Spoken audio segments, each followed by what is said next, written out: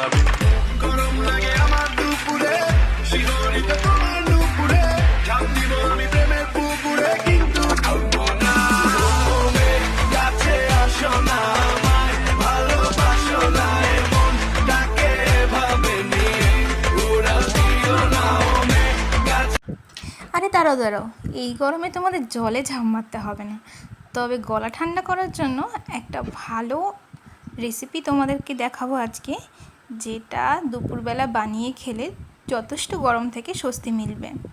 তো কিভাবে আমি এটা বানালাম সেটাই তোমাদের সাথে আজকে শেয়ার করব।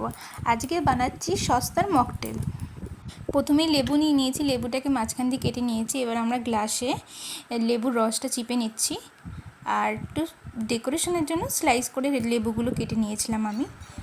আর সাথে নেওয়া হয়েছে পুদিনা পাতা, যেটা আমরা 2-3টে করে দিয়ে দিলাম এক একটা গ্লাসে।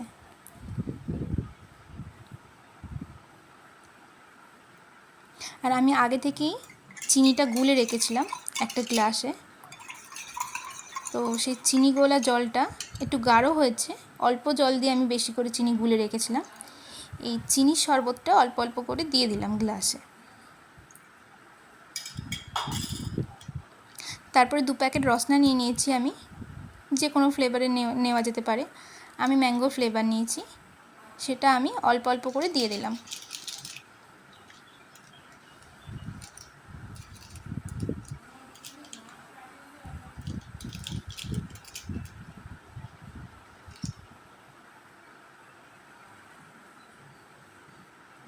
তারপর আমি লেবু দিয়ে ডেকোরেশন করছি, যদিও খুব একটা ভালোভাবে পারিনি, খুলে যাচ্ছিল বারবার, তাও আমি চেষ্টা করেছি।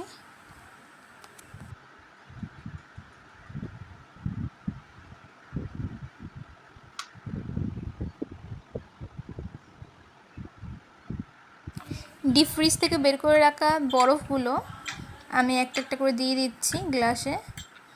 যে যতটা ঠান্ডা খাও সে সেই রকম হিসাবে দিতে পারো।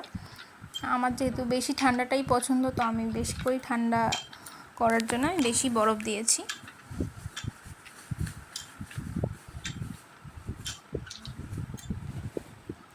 তারপর একটা সোডার বোতল নিয়ে নিয়েছি, এটাও ঠান্ডা করাই ছিল।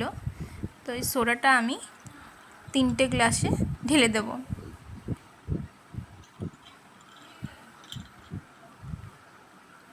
তিনটে গ্লাসে আমি খুব ভালোভাবেই ঢেলে দিয়েছি।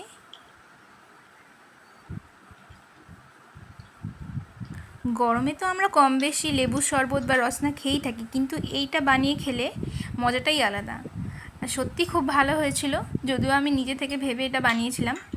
তো তারপরে একটু ভালো করে চামচ দিয়ে একটু ঘেটে নিতে হবে, ব্যাস তাহলে রেডি সস্তার মকটেল। বাড়িতে যে কোনো সময় বানিয়ে এটা টেস্ট করা যেতে পারে। তো তোমরাও বানিয়ে বলো কেমন হয়েছে। আজকের মতো টাটা, বাই বাই।